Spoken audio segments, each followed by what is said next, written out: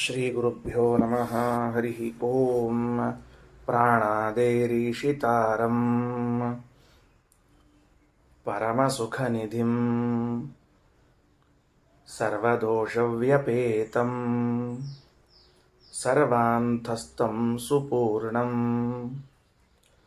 ಪ್ರಕೃತಿಪತಿಮಜಂ ಸರ್ವಬಾಹ್ಯಂ ಸುನಿತ್ಯಂ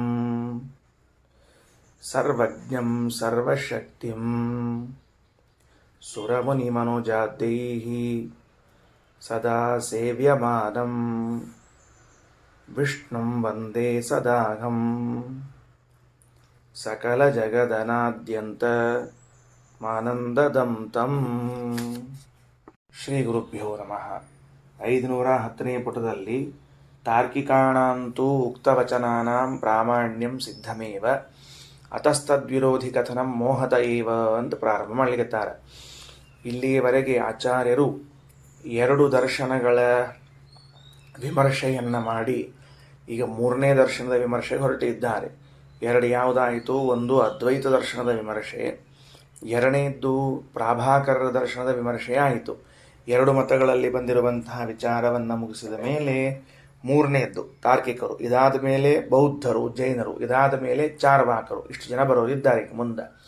ಬೌದ್ಧರು ಜೈನರು ಒಂದು ಪಕ್ಷದಲ್ಲಿ, ಚಾರ್ವಾಕರು ಮತ್ತೊಂದು ಪಕ್ಷದಲ್ಲಿ. ಹೀಗೆ ಕ್ರಮವಾಗಿ ಅದ್ವೈತ, ಪ್ರಾಭಾಕರ, ತಾರ್ಕಿಕ, ಬೌದ್ಧ, ಜೈನ, ಚಾರ್ವಾಕ ಈ ಎಲ್ಲ ಮತಗಳ ವಿಮರ್ಶೆಯನ್ನು ಮಾಡ್ತಾ ಹೋಗ್ತಾರೆ. ಮೂಲ ಉದ್ದೇಶ ಏನು ಆಚಾರ್ಯರದು? ಆಚಾರ್ಯರ ಉದ್ದೇಶ ಸ್ಪಷ್ಟ. ಸಕಲ ವೇದಗಳಿಗೂ ಭಗವಂತನ ಸರ್ವೋತ್ತಮತ್ವವನ್ನು ತಿಳಿಸುವುದರಲ್ಲೇ ತಾತ್ಪರ್ಯವಿದೆ. ಇದಕ್ಕೆ ವಿರೋಧಿ ಎನಿಸುವ ಎಲ್ಲ ಮತಗಳ ವಿಮರ್ಶೆಯನ್ನು ಆಚಾರ್ಯರು ಮಾಡಿಯೇ ತೀರ್ತಾರೆ. ಅವರ ಮತದಲ್ಲಿ ಏನು ಹೇಳಿಕೆಗಳಿವೆಯೋ, ಯಾವುದಕ್ಕೆ ವಿರೋಧಿಯಾದದ್ದು? ಭಗವಂತನ ಸರ್ವೋತ್ತಮತ್ವಕ್ಕೆ, ದೇವತಾ ತಾರತಮ್ಯಕ್ಕೆ, ಮೋಕ್ಷದಲ್ಲಿ ಆನಂದದಲ್ಲಿ ತಾರತಮ್ಯ, ಮೋಕ್ಷದಲ್ಲಿ ಆನಂದ ಇರುವಿಕೆ, ಹೀಗೇನು ಪ್ರಮುಖ ಪ್ರಮೇಯಗಳು ಅಂತಿವೆಯೋ ವೇದೋಕ್ತವಾದದ್ದು, ಈ ವಿಷಯಗಳಿಗೆ ವಿರೋಧಿ ಎನಿಸಿರುವ ಎಲ್ಲ ಮತಗಳ ವಿಮರ್ಶೆಯನ್ನು ಮಾಡಿಯೇ ಮಾಡುತ್ತಾರೆ. ಯಾತಕ್ಕೋಸ್ಕರ ಮಾಡ್ತಾರೆ ಅಂತ ಪ್ರಶ್ನೆ. ನೀವು ವಿಮರ್ಶೆ ಮಾಡಿ ಅವರ ದೋಷಗಳನ್ನು ಎತ್ತಿ ಹೇಳಿದ ಮಾತ್ರಕ್ಕೆ ಅವರೇನು ತಿದ್ದುಕೊಂಡು ಸರಿ ಹೋಗುವುದಿಲ್ಲವಲ್ಲ. ಅವರ್ಯಾಕೆ ತಿದ್ದುಕೊಂಡು ಸರಿ ಹೋಗ್ತಾರ? ನಮ್ಮ ಮತವೇ ಸರಿ ಅಂತ ಅವರು ಇಟ್ಕೊಂಡಿರ್ತಾರೆ. ಉದಾಹರಣೆಗೆ ನೀವು ಹೇಗೆ ನಿಮ್ಮ ಮತವನ್ನು ಸರಿ ಅಂತ ಇಟ್ಕೊಂಡಿದ್ದೀರಿ, ಹಾಗೆ ಅವರೂ ಕೂಡ ತಮ್ಮ ಮತವನ್ನು ತಾವು ಸರಿ ಅಂತ ಇಟ್ಕೊಂಡಿರ್ತಾರೆ. ಅಂದ ಮೇಲೆ ನಿಮ್ಮ ವಿಮರ್ಶೆ ಮಾಡಿದ್ದು ಏನು ಪ್ರಯೋಜನ ಅಂತ ಒಂದು ಪ್ರಶ್ನೆ ಬರ್ತದೆ. ಮೊದಲನೇ ಪ್ರಶ್ನೆ ಏನು ಮಾಡ್ಕೊಂಡ್ವಿ? ಆಚಾರ್ಯರು ಯಾಕೆ ಸಕಲ ಮತಗಳ ವಿಮರ್ಶೆಯಲ್ಲಿ ತೊಡಗುತ್ತಿದ್ದಾರೆ ಅಂತ. ಉತ್ತರ ಏನು ಕೊಟ್ಕೊಂಡ್ವಿ, ಅಥವಾ ಉತ್ತರ ಏನು ಬಂತು ಅಂದ್ರೆ, ವೇದದ ಉದ್ದೇಶ ಇರೋದು ಸ್ಪಷ್ಟದ. ಭಗವಂತನ ಸರ್ವೋತ್ತಮತ್ವವನ್ನೇ ವೇದ ಹೇಳಬೇಕು, ಅದರ ಹೊರತುಪಡಿಸಿ ವೇದ ಇನ್ನೊಂದು ಹೇಳುವುದಿಲ್ಲ. ಅದಕ್ಕೆ ವಿರೋಧಿ ಎನಿಸುವ ಎಲ್ಲ ಮತಗಳ ವಿಮರ್ಶೆಯನ್ನು ಮಾಡಲೇಬೇಕಾದದ್ದು ಆಚಾರ್ಯರು. ಸರಿ, ಮಾಡಿದ ಮೇಲೆ ಪ್ರಯೋಜನ ಏನು? ಅವರಂತರೂ ತಿದ್ದುಕೊಳ್ಳಿಲ್ಲ. ಪ್ರಯೋಜನ ಏನು ಅಂತ ಕೇಳಿದ್ರೆ, ಆಚಾರ್ಯರಿಗೆ ಪರ ಮತದವರ ಬಗ್ಗೆ ವಿಚಾರ ಇಲ್ಲ, ಅಥವಾ ಅವರನ್ನು ತಿದ್ದಬೇಕು ಅಂತ ಉದ್ದೇಶ ಇಲ್ಲ. ಆಚಾರ್ಯರ ಸಿದ್ಧಾಂತವನ್ನು ದೃಢವಾಗಿ ನಂಬಿ ಅಧ್ಯಯನ ಮಾಡುವಂತಹ ಸಾತ್ವಿಕ ವರ್ಗ ಏನಿದೆಯಲ್ಲ, ಅದಕ್ಕೆ ಯೋಗ್ಯವಾದ ಜ್ಞಾನವನ್ನು ಉಂಟು ಮಾಡಬೇಕು ಅನ್ನೋ ಉದ್ದೇಶ. ಅದು ಯೋಗ್ಯವಾದ ಜ್ಞಾನವನ್ನು ಉಂಟು ಮಾಡಬೇಕು ಅಂತ ಉದ್ದೇಶ. ಮತ್ತು ವೇದವು ತಾನೇ ಈ ಕೆಲಸವನ್ನು ಮಾಡ್ಯದ. ಏನು ಕೆಲಸ ಮಾಡ್ಯದ? ಅಲ್ಲಲ್ಲಿ ತನ್ನ ಅಭಿಪ್ರಾಯವನ್ನು ಹೇಳುವ ಮೊದಲು ಅದಕ್ಕೆ ವಿರುದ್ಧವಾಗಿರುವ ಮತಗಳ ವಿಮರ್ಶೆಯನ್ನು ಮಾಡ್ಯದ. ಯಾಜ್ಞವಲ್ಕ್ಯ ಮೈತ್ರೇಯ ಸಂವಾದದಲ್ಲಿ ಬರ್ತದೆ ಮುಂದೆ. ಗಾರ್ಗಿ, ಮೈತ್ರೇಯ, ಯಾಜ್ಞವಲ್ಕ್ಯರ ಇವರ ಸಂವಾದದಲ್ಲಿ ಸ್ವತಃ ವೇದವೇ ಅವರ ಮುಖಾಂತರವಾಗಿ ಬೇರೆ ಮತಗಳ ವಿಮರ್ಶೆಯನ್ನು ಮಾಡಿ ಸ್ವಸಿದ್ಧಾಂತವನ್ನು ಸ್ಥಾಪನೆ ಮಾಡಿದೆ. ಹಾಗಾಗಿ ವೇದೋಕ್ತವಾದ ಮಾರ್ಗ ಮತ್ತು ತಮ್ಮನ್ನು ನಂಬಿಕೊಂಡು ಬಂದಿರುವಂತಹ ಭಕ್ತರು ಮತ್ತು ವಿಷ್ಣು ಸರ್ವೋತ್ತಮತ್ವದ ಚಿಂತನೆಗೆ ವಿರುದ್ಧವೆನಿಸಿರುವಂತಹ ಎಲ್ಲ ಮತಗಳ ವಿಮರ್ಶೆಯನ್ನು ಮಾಡಿಯೇ ಮಾಡುತ್ತಾರೆ ಶ್ರೀಮದಾಚಾರ್ಯರು. ಇಷ್ಟು ಭಾವದಿಂದ ನಾವು ಹೊರಡಬೇಕು ಮುಂದೆ. ಈಗ ತಾರ್ಕಿಕರ ವಿಚಾರ ಹೊರಡಿತು. ತಾರ್ಕಿಕರು ಏನಂತಾರೆ? ಇದು ಯಾವುದಕ್ಕೆ ವಿರೋಧಿಯಾಗಿದೆ? ಇಷ್ಟೇನು ಪೀಠಿಕೆಯನ್ನು ಹಾಕಿದ್ದು ಯಾಕೆ ಅಂದರೆ, ತಾರ್ಕಿಕರ ಪ್ರಕಾರ ಎರಡು ವಿಷಯವನ್ನು ತಗೊಳ್ತಾರೆ. ಈಗ ಅಂದರೆ ತಾರ್ಕಿಕರು ಯಾವ ಎರಡು ವಿಷಯಗಳನ್ನು ಹೇಳಿದ್ದಾರೋ ಅದು ನಮಗೆ ಇಲ್ಲಿ ವಿರೋಧಿಯಾದದ್ದರಿಂದ ಅದನ್ನು ಮಾತ್ರ ತೆಗೆದುಕೊಳ್ತಿದ್ದೇವೆ.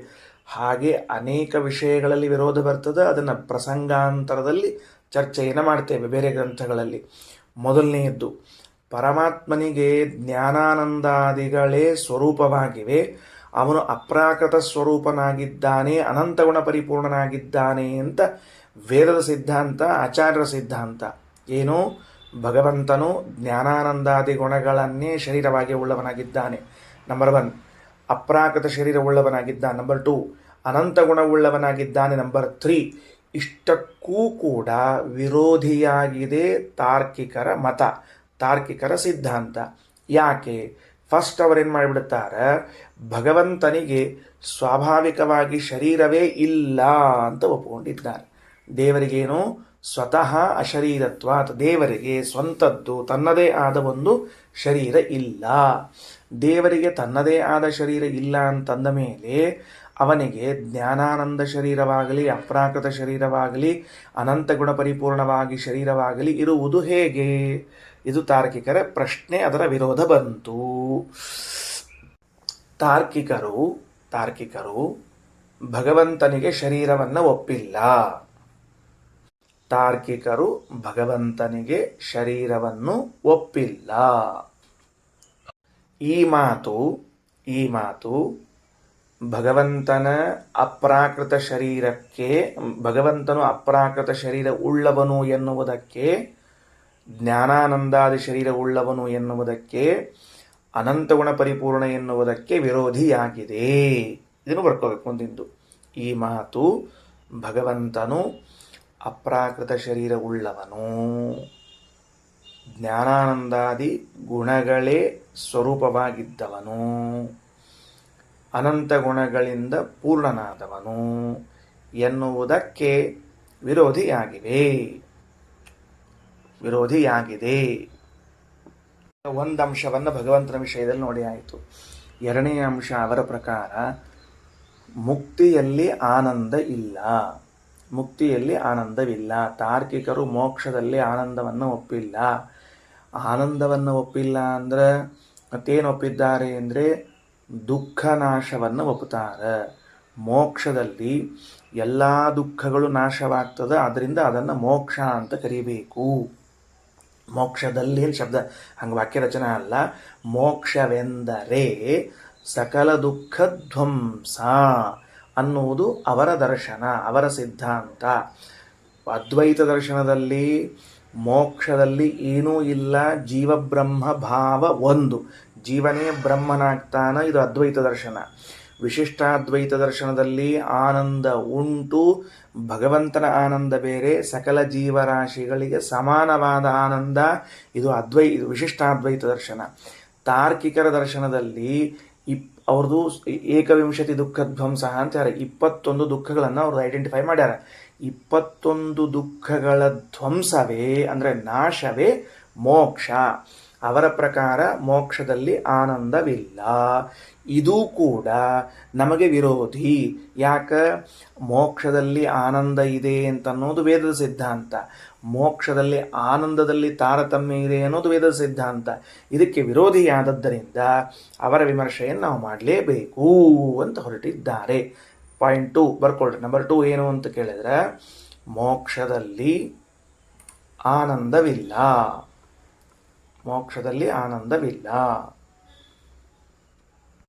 21 ದುಃಖಗಳ ಧ್ವಂಸವೇ ಮೋಕ್ಷ. 21 ದುಃಖಗಳ ಧ್ವಂಸವೇ ಮೋಕ್ಷ. ಈ ಮಾತು ಮೋಕ್ಷದಲ್ಲಿ ಆನಂದ ಉಂಟು, ಅದರಲ್ಲಿ ತಾರತಮ್ಯ ಉಂಟು ಎನ್ನುವುದಕ್ಕೆ ವಿರೋಧಿ. ಬರ್ಕೊಳ್ಬೇಕು. ಈ ಮಾತು ಮೋಕ್ಷದಲ್ಲಿ ಆನಂದವಿದೆ ಹಾಗೂ ಅದರಲ್ಲಿ ತಾರತಮ್ಯವಿದೆ ಎನ್ನುವುದಕ್ಕೆ ವಿರೋಧಿ. ಆದ್ದರಿಂದ ಆಚಾರ್ಯರು ತಾರ್ಕಿಕ ಮತ ವಿಮರ್ಶೆಯನ್ನು ಮಾಡುತ್ತಾರೆ. ಈಗ ಆಚಾರ್ಯರ ವಾಕ್ಯ, ತಾರ್ಕಿಕಾಣಾಂ ತು ಉಕ್ತವಚನಾನಾಂ ಪ್ರಾಮಾಣ್ಯಂ ಸಿದ್ಧಮೇವ. ಅಲ್ರಿ, ಮತ್ತು ಈಗ ನೀವು ತಾರ್ಕಿಕರು ಹೀಗೆ ಭಗವಂತನಿಗೆ ಅಪ್ರಾಕೃತ ಶರೀರವಿಲ್ಲ, ಮೋಕ್ಷದಲ್ಲಿ ದುಃಖಧ್ವಂಸ ಮಾತ್ರವಿದೆ, ಆನಂದವಿಲ್ಲ ಅಂತ ಹೇಳಿದರೆ ನಾವು ಹಿಂದೆ ಇಷ್ಟು ಪ್ರಮಾಣವನ್ನು ಕೊಟ್ಟಿದ್ದೀವಲ್ಲ, ತೈತ್ರಿಯ ಉಪನಿಷತ್ತಿನ ಪ್ರಮಾಣ ಕೊಟ್ಟಿದ್ದೀವಿ, ಮತ್ತು ಬೇರೆ ಬೇರೆ ಉಪನಿಷತ್ತುಗಳ ಪ್ರಮಾಣವನ್ನು ಕೊಟ್ಟು ನಾವು ಮೋಕ್ಷದಲ್ಲಿ ಆನಂದ ಇದೆ, ಭಗವಂತನಿಗೆ ಅಪ್ರಾಕೃತ ಶರೀರ ಇದೆ, ಇದನ್ನೆಲ್ಲ ಸಮರ್ಥನೆ ಮಾಡಿದ್ದೀವಿ. ಹಾಗಿದ್ರೆ ತಾರ್ಕಿಕರಿಗೆ ಏನಂತ ಉತ್ತರ ಹೇಳ್ತೀರಿ ಅಂದರೆ, ಮೊದಲನೆಯದ್ದು ತಾರ್ಕಿಕಾಣಂತೂ ಉಕ್ತವಚನಾನಾಂ ಪ್ರಾಮಾಣ್ಯಂ ಸಿದ್ಧಮೇವ. ಮೊದಲು ನಾವು ಅವರು ಒಂದು ಒಪ್ಪಂದಕ್ಕೆ ಬರ್ತೀವಿ. ಏನು ಒಪ್ಪಂದಕ್ಕೆ ಬರ್ತೀವಿ ಅಂತಂದರೆ, ತಾರ್ಕಿಕರಿಗೂ ನಮಗೂ ವೇದ ಪ್ರಾಮಾಣ್ಯ ವಿಷಯದಲ್ಲಿ ವಿರೋಧ ಇಲ್ಲ. ಫಸ್ಟ್ ಇದನ್ನು ನಾವು ತಿಳ್ಕೋಬೇಕು. ತಾರ್ಕಿಕರಿಗೂ ನಮಗೂ ವೇದ ಪ್ರಾಮಾಣ್ಯ ವಿಷಯದಲ್ಲಿ ವಿರೋಧ ಇಲ್ಲ ಅಂದರೆ ಏನು ಅಂತ ಒಂದು ವಾಕ್ಯದಲ್ಲಿ ವಿವರಣೆ ಮಾಡೋಣಂತೆ ಮತ್ತೆ ಮುಂದಿನ ವಾಕ್ಯಗಳಲ್ಲಿ. ಅಂದರೆ ಏನು ಅಂದರೆ, ಬೌದ್ಧರಿಗೂ ನಮಗೂ ವೇದ ಪ್ರಾಮಾಣ್ಯದ ವಿಷಯದಲ್ಲಿ ವಿರೋಧ ಉಂಟು, ಚಾರ್ವಾಕರಿಗೂ ನಮಗೂ ವೇದ ಪ್ರಾಮಾಣ್ಯದ ವಿಷಯದಲ್ಲಿ ವಿರೋಧ ಉಂಟು, ಜೈನರಿಗೂ ನಮಗೂ ವೇದ ಪ್ರಾಮಾಣ್ಯ ವಿಷಯದಲ್ಲಿ ವಿರೋಧ ಉಂಟು. ಅಂದರೆ ಬೌದ್ಧ ಜೈನ ಚಾರ್ವಾಕರು ವೇದವನ್ನು ಪ್ರಮಾಣವೆಂಬುದಾಗಿ ಒಪ್ಪುವುದಿಲ್ಲ. ಹೀಗಾಗಿ ನಾವು ಅವರು ವಾದ ಮಾಡುವ ಕಾಲದಲ್ಲಿ ಇಬ್ಬರಿಗೂ ಸಮ್ಮತವಾದ ಪ್ರಮಾಣ ಅಂತ ತಿಳಿದುಕೊಂಡು ವೇದವನ್ನು ಉದಾಹರಿಸಲು ಬರುವುದಿಲ್ಲ. ತಾರ್ಕಿಕರಿಗೂ ನಮಗೂ ವಾದ ನಡೀತಾ ಇದ್ದರೆ ತಾರ್ಕಿಕರಿಗೂ ನಮಗೂ ಏನನ್ನು ಹೇಳಲಿಕ್ಕೆ ಬರ್ತದೆ? ವೇದವನ್ನು ಉದಾಹರಣೆ ಮಾಡಲಿಕ್ಕೆ ಬರ್ತದೆ. ಯಾಕೆ?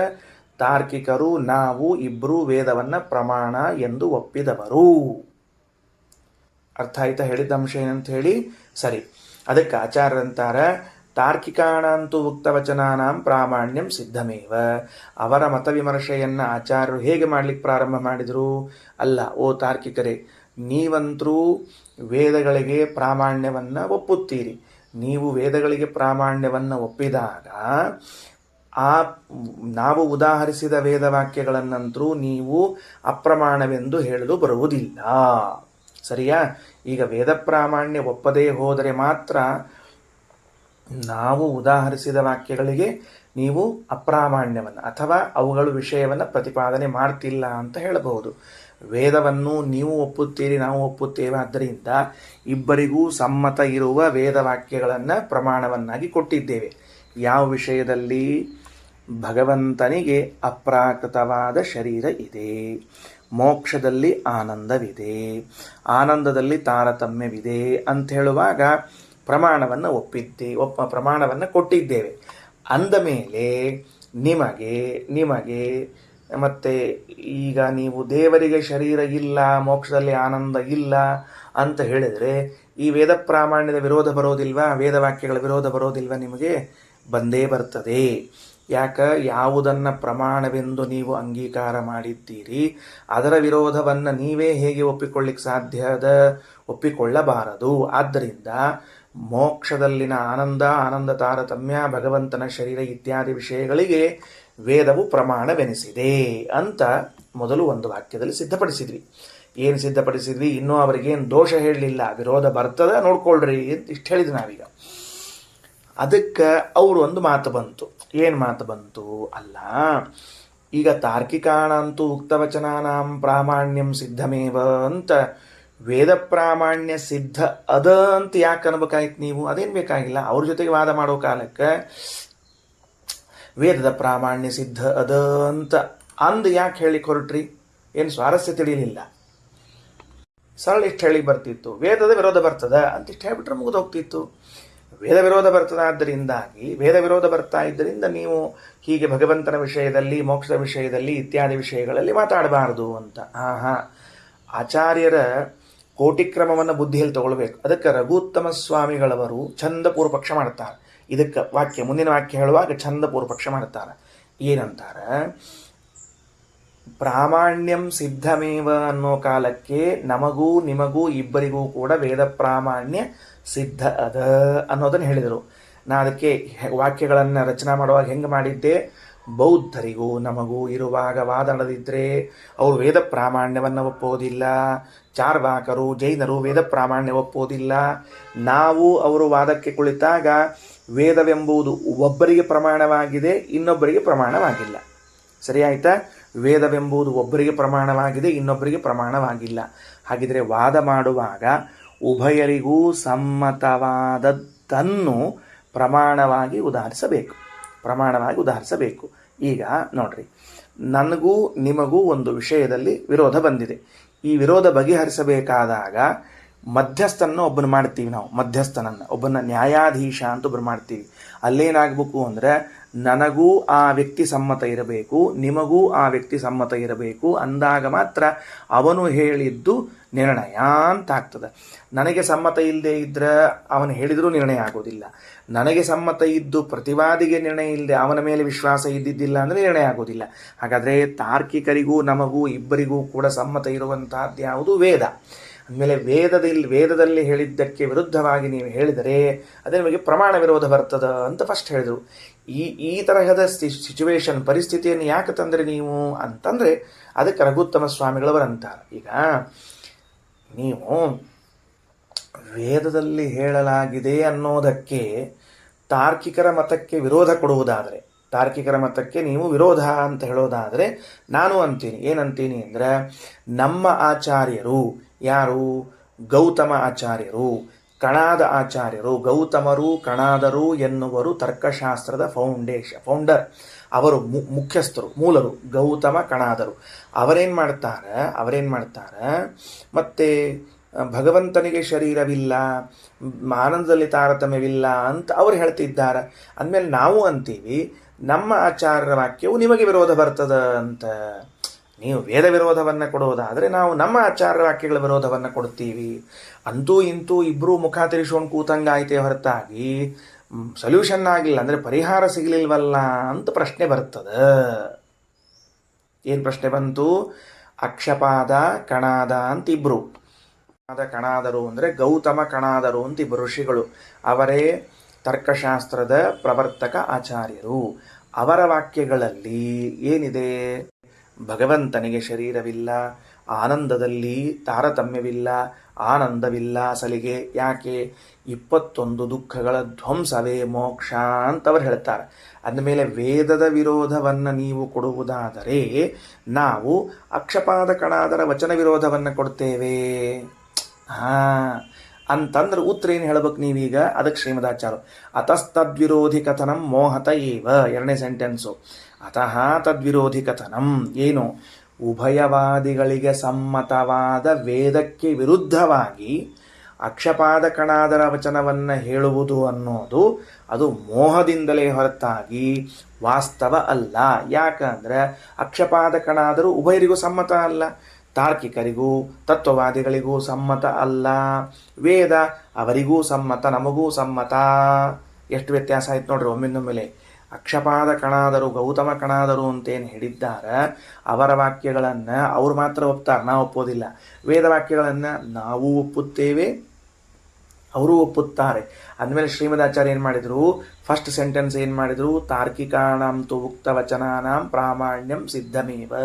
ವೇದ ಪ್ರಾಮಾಣ್ಯ ಅನ್ನೋದು ಅವರಿಗೂ ಸಿದ್ಧದ, ನಮಗೂ ಸಿದ್ಧದ. ಅತಃ ತದ್ವಿರೋಧಿ ಕಥನಂ, ವೇದ ಪ್ರಾಮಾಣ್ಯಕ್ಕೆ ವಿರುದ್ಧವಾಗಿ ಅಂದರೆ ವೇದೋಕ್ತವಾದದ್ದಕ್ಕೆ ವಿರುದ್ಧವಾಗಿ ಅಕ್ಷಪಾದ ಕಣಾದ ತಮ್ಮ ಆಚಾರ್ಯರು ಹೇಳಿದ್ದನ್ನು ನಾವು ಪ್ರಮಾಣ ಅಂತ ಒಪ್ತೀವಿ ಅಂತ ಆದರೆ ಮೋಹದಿಂದ ಅಂತ ಅರ್ಥ ಆಗ್ತದೆ. ಅರ್ಥ ಆಗ್ತದೆ. ನಮ್ಮ ಆಚಾರ್ಯರು ಅನ್ನೋ ಅಭಿಮಾನದಿಂದ ಹೇಳಿದ್ದು ಅಂತ ಅರ್ಥ ಆಗ್ತದೆ, ವಾಸ್ತವ ಅಲ್ಲ ಅಂತ ತಿಳಿದು ಬರ್ತದೆ. ಆದ್ದರಿಂದ ಯಾವುದೇ ಕಾರಣಕ್ಕೂ ಕೂಡ ತರ್ಕಶಾಸ್ತ್ರದ ವಿರೋಧ ಬರ್ತದೆ ಅನ್ನೋದಕ್ಕೆ ವೇದದ ಅರ್ಥವನ್ನು ಕೈ ಬಿಡ್ಲಿಕ್ಕೆ ಬರೋದಿಲ್ಲ. ಆದ್ದರಿಂದ ಅಕ್ಷಪಾದ ಕಣಾದರು ಹೇಳಿರುವ ಭಗವಂತನ ಅಶರೀರತ್ವ, ಮೋಕ್ಷದಲ್ಲಿ ಆನಂದ ತಾರತಮ್ಯವಿಲ್ಲ, ಅಸಲಿಗೆ ಆನಂದವೇ ಇಲ್ಲ ಎಂಬುವಂಥ ಅಂಶವನ್ನು ಒಪ್ಪಬಾರದು. ಇದು ಒಂದು ವಾದದ ಉಪಕ್ರಮ, ವಾದದ ಬಿಗಿನಿಂಗ್. ನೆಕ್ಸ್ಟ್ ಈಗ ಮುಂದೇನು ಸ್ಟೇಜ್ ಶುರುವಾಗ್ತದೆ ನೋಡ್ಕೊಳ್ರಿ. ವಾಯುಪ್ರೋಕ್ತ ವಚನಾತ್ ನ ಅನುಮಾನ ವಿರೋಧೋ ವಕ್ತುಂ ಯುಜ್ಯತೆ. ಈಗ ವಾಯುಪ್ರೋಕ್ತ ಅಂತ ಒಂದು ಗ್ರಂಥವನ್ನು ಕೊಡ್ಲಿಕ್ಕೆ ಶ್ರೀಮದಾಚಾರ್ಯರು. ನಾನು ಮೊದಲಿಗೆ ಶ್ಲೋಕದ ಕೆಳಗಿರುವ ಪುರಾಣದ ವಾಕ್ಯಗಳನ್ನು ಓದಿರ್ತೀನಿ, ಯಾಕಂದರೆ ಎಲ್ಲಿಂದ ಬಂದದಂತ ಗೊತ್ತಾಗಬೇಕು, ಉದ್ದಕ್ಕೆ ಓದ್ಬಿಡಬಾರ್ದು ಅಂತ ತಿಳ್ಕೊಂಡು. ಏನಂತಾರೆ ವಾಯುಪ್ರೋಕ್ತದಲ್ಲಿ ಅಂದರೆ, ಅನುಮಾಯ ವಿರೋಧಶ್ಚೇತ್ ಪ್ರತ್ಯಕ್ಷೇಣಾಗಮೇನವ ಸೈವ ಪ್ರಮಾಣತಾಂ ಗಚ್ಚೇತ್ ಆಗಮದ್ಬಿಟ್ ತಥಾಕ್ಷಜಂ ತಸ್ಮಾದಾಗಮ ಏವೈಕೋ ಮಾನಾನಾಮುತ್ತಮೋತ್ತಮಃ ಧರ್ಮಾರ್ಥಕಾಮ ಮೋಕ್ಷಾಣಾಂ ಸಾಕ್ಷಾದೇವ ಪ್ರದಾಯಕಃ. ತುಂಬ ಸುಂದರ ಆಚಾರ್ಯರ ಸಿದ್ಧಾಂತವನ್ನು ಅರ್ಥ ಮಾಡಿಕೊಳ್ಳಿಕ್ಕೆ ಬಹಳ ಮಹತ್ವದ ವಾಕ್ಯಗಳು. ಸ್ಪಷ್ಟ ನೆನಪಿಟ್ಟುಕೊಳ್ರಿ, ಶ್ರೀಮದಾಚಾರ್ಯ ಸಿದ್ಧಾಂತ ಅತ್ಯಂತ ಸುಂದರ, ಸ್ವಚ್ಛ, ದೃಢ, ಎಲ್ಲರ ಅನುಭವಕ್ಕೆ ಬರುವಂತಹದ್ದು. ಅಂದಮೇಲೆ ಅಂತಹ ಸಿದ್ಧಾಂತವನ್ನೇ ಒಪ್ಪಬೇಕು. ಏನಂತಾರ? ಇಲ್ಲ, ಈಗ ನಾವೊಂದು ಕೆಲಸ ಮಾಡ್ತೀವಿ. ಏನು ಕೆಲಸ ಮಾಡ್ತೀವಿ ಅಂತಂದ್ರೆ, ವೇದ ಇಬ್ಬರಿಗೂ ಒಪ್ಪಿಗೆ ಅದ, ಸರಿ ಅದ, ಅದಕ್ಕೆ ವಿರುದ್ಧವಾಗಿ ನಮ್ಮ ಅಕ್ಷಪಾದ ಕಣಾದರ ಮಾತುಗಳನ್ನು ಹೇಳಬಾರ್ದು. ಯಾಕಂದ್ರೆ ಅದು ಉಭಯವಾದಿ ಸಮ್ಮತ ಅಲ್ಲ. ಇಟ್ಸ್ ಓಕೆ, ಸ್ವಲ್ಪ ಸರಿಸಿಬಿಟ್ರೆ. ನಾವೇನು ಮಾಡ್ತೀವಿ ಅಂದ್ರೆ, ಅನುಮಾನದಿಂದಾಗಿ ಈ ನಿಮ್ಮ ವೇದವಾಕ್ಯಗಳಿಗೆ ವಿರೋಧವನ್ನು ಹೇಳ್ತೇವೆ. ಯುಕ್ತಿಯಿಂದ. ಅನುಮಾನ ಅಂದ್ರೇನು? ಯುಕ್ತಿಯಿಂದ ಅಂತ ಅರ್ಥ. ಈಗ ಉದಾಹರಣೆಗೆ ಹೆಂಗೆ ಮಾಡ್ತೀವಿ ಅಂದರೆ, ಭಗವಂತನಿಗೆ ಶರೀರ ಇದೆ ಅಂತ ಅನ್ನೋದು ನಿಮ್ಮ ವೇದವಾಕ್ಯ ಆಗಿದ್ದರೆ, ನಾನೊಂದು ಅನುಮಾನವನ್ನು ಮಾಡ್ತೀನಿ, ಭಗವಂತನಿಗೆ ಶರೀರವಿಲ್ಲ, ಈ ಕಾರಣಕ್ಕಾಗಿ ಅಂತ ಒಂದು ಯುಕ್ತಿಯನ್ನು ಮಾಡ್ತೇನೆ. ಆ ಒಂದು ಯುಕ್ತಿಯಿಂದ ನಿಮಗೆ ವೇದಕ್ಕೆ ವಿರೋಧವನ್ನು ತೋರಿಸಿದಾಗ ನೀವೇನು ಮಾಡಬೇಕಾಗ್ತದೆ? ಅನಿವಾರ್ಯವಾಗಿ ವೇದಕ್ಕೆ ಮತ್ತೆ ವಿರೋಧ ಬಂದದ್ದರಿಂದ ಅನ್ಯಾರ್ಥವನ್ನು ಕಲ್ಪನಾ ಮಾಡಬೇಕಾಗ್ತದೆ. ಒಂದು. ಎರಡನೆಯದ್ದು, ಪ್ರತ್ಯಕ್ಷದ ವಿರೋಧವನ್ನು ತೋರಿಸ್ತೇನೆ. ಏನು ಪ್ರತ್ಯಕ್ಷದ ವಿರೋಧ ತೋರಿಸ್ತೀನಿ? ವೇದದಲ್ಲಿ ಹೇಳಿರುವಂಥ ಮಾತಿಗೆ ಪ್ರತ್ಯಕ್ಷ ವಿರೋಧ ತೋರಿಸ್ತೀನಿ. ಹಾಗಾಗಿ ಪ್ರತ್ಯಕ್ಷದ ವಿರೋಧ, ಅನುಮಾನದ ವಿರೋಧವು ಬಂದದ್ದರಿಂದ ಯಾವುದಕ್ಕೆ? ಅದು ವೇದಕ್ಕೆ. ಆ ವೇದವನ್ನು ನೀವು ಅಪ್ರಮಾಣ ಅಂತ ಅನ್ನಬೇಕಾಗ್ತದೆ. ಅನ್ನದೇ ಹೋದರೆ ವೇದಗಳಿಗೆ ಬೇರೆ ಒಂದು ಅರ್ಥವನ್ನು ಹೇಳಬೇಕಾಗ್ತದೆ. ಇಷ್ಟೇ ನೆನಪಿಟ್ಟುಕೊಳ್ರಿ. ಅಂತ ಹೇಳಿದರೆ ಶ್ರೀಮದಾಚಾರ್ಯರು ಈ ವಾಯುಪ್ರೋಕ್ತ ವಚನವನ್ನು ಇಟ್ಟುಕೊಂಡು ಹೇಳ್ತಾರೆ, ಅನುಮಾಯ ವಿರೋಧಶ್ಚೇತ್, ಒಂದು ವೇಳೆ ಪ್ರತ್ಯಕ್ಷದಿಂದಾಗಲಿ ಅನುಮಾನದಿಂದಾಗಲಿ ವಿರೋಧ ಬಂದರೆ, ಯಾವುದಕ್ಕೆ? ಆಗಮೇನ, ವೇದಕ್ಕೆ. ಆ ವಾಕ್ಯ ಹೆಂಗೆ ಜೋಡಿಸ್ಕೋಬೇಕು? ಅನುಮಾಯ ವಿರೋಧ ಆಗಮೇನ, ಪ್ರತ್ಯಕ್ಷೇಣ ವಿರೋಧ ಆಗಮೇನ ಚೇತ್ ಬಂತು ಅಂತಾದರೆ, ಅನುಮಾಯ ವಿರೋಧ ಆಗಮೇನ. ಆ ಒಂದೇ ವಾಕ್ಯದಲ್ಲಿ ಪದಗಳು ಹಿಂದೆ ಮುಂದಿರ್ತಾವೆ, ಜೋಡಣೆ ಮಾಡ್ಕೊಳ್ಬೇಕು ಸರಿಯಾಗಿ. ಅನುಮಾಯ ವಿರೋಧ ಚೇತ್, ಅನುಮಾನದಿಂದ ವಿರೋಧ ಬರ್ತಿತ್ತು ಅಂತ ಆದರೆ ಯಾವುದಕ್ಕೆ? ಆಗಮೇನ, ವೇದಕ್ಕೆ. ಪ್ರತ್ಯಕ್ಷೇಣ ವಿರೋಧ ಆಗಮೇನ ಚೇತ್, ಎರಡರಿಂದ ಹೇಳಿಕತ್ತೀವಿ ನಾವು ವಿರೋಧವನ್ನು. ಒಂದು ಅನುಮಾನದಿಂದ, ಒಂದು ಪ್ರತ್ಯಕ್ಷದಿಂದ. ಆಚಾರ್ಯರ ಮಾತು ಎಷ್ಟು ಗಟ್ಟ್ಯದ ಅಂದರೆ, ಸೈವ ಅಪ್ರಮಾಣತಾಂ ಗಚ್ಚೇತ್. ಆ ಅನುಮಾನಕ್ಕೇನೆ ಅಪ್ರಾಮಾಣ್ಯ ಹೇಳಬೇಕೇ ಹೊರತಾಗಿ ವೇದಕ್ಕೆ ಅಪ್ರಾಮಾಣ್ಯ ಹೇಳುವ ಹಾಗಿಲ್ಲ. ಖಲಾಸ್, ಚಾಪ್ಟರ್ ಕ್ಲೋಸ್, ಮುಗದೇ ಹೋಯಿತು. ಒಂದೇ ಹೊಡೆತ ವಾಯುಪ್ರೋಕ್ತ ವಚನ. ಯಾವ ಅನುಮಾನದಿಂದಾಗಿ ಭಗವಂತನಿಗೆ ಶರೀರವಿಲ್ಲ ಅಂತ ನೀವು ಹೇಳ್ತಿದ್ದೀರಿ, ಆ ಅನುಮಾನಕ್ಕೇನೆ ವೇದದಿಂದ ವಿರೋಧ ಬರ್ತಾ ಇದ್ದುದರಿಂದ ಅದಕ್ಕೆ ಅಪ್ರಮಾಣವನ್ನು ಹೇಳಬೇಕು. ಅನುಮಾನ ಅಬದ್ಧ, ತಪ್ಪು ಅಂತ ಹೇಳಬೇಕು. ಯಾಕಂತ ಪ್ರಶ್ನೆ ಕೇಳ್ತಾರೆ ಕೆಲವರಿಗೆ. ಕೇಳಲಿ ಬಿಡಲಿ, ತಲೆಯಾಗಂತರೂ ಬರ್ತದಲ್ರಿ. ಮತ್ತು ಹೌದಪ್ಪ, ಬರೋಬ್ಬರದ, ಮತ್ತೆ ಬರೋಬ್ಬರದ ಇಲ್ಲ ಅಂದಿಲ್ಲ. ಏನದ?